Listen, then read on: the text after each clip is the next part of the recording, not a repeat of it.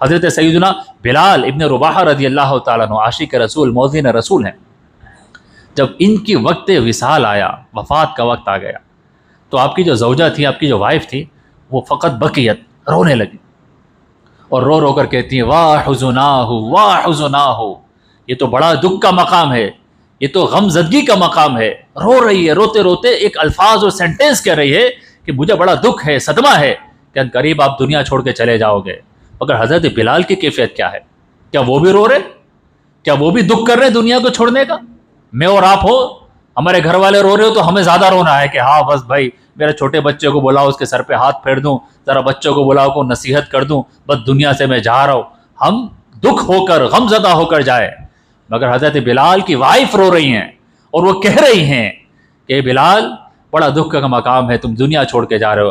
حضرت بلال کے چہرے پہ مسکراہٹ، اور کہتے ہیں واہ ترا واہ ترا واہ، مسکراتے ہوئے کہتے ہیں اے میری زوجہ یہ تو خوشی کے لمحات ہیں، میں ہیپی ہوں.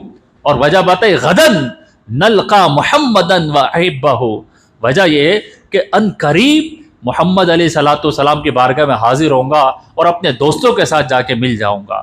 یہ جو سینٹینس ہے نا، غدن نلقا محمدن وحزبہ وصحبہ، ان قریب یہ دنیا چھوڑ کر آقا علیہ السلام کی بارگاہ میں چلا جاؤں گا. ان قریب صحابہ اکرام جن کے ساتھ میں دنیا میں وقت گزارا کرتا تھا، ابو بکر اور عمر، ان کے ساتھ وقت گزاروں گا. یہ جو کیفیت تھی حضرت سیدنا بلال رضی اللہ تعالیٰ عنہ کی، یہ بتاتی ہے کہ کس طرح صحابہ اکرام علیہم الرضوان کے لیے موت ایک تحفہ ہے، موت ایک گفٹ ہے. اس سے وہ ڈرتے نہیں تھے، پریشان نہیں ہوتے تھے.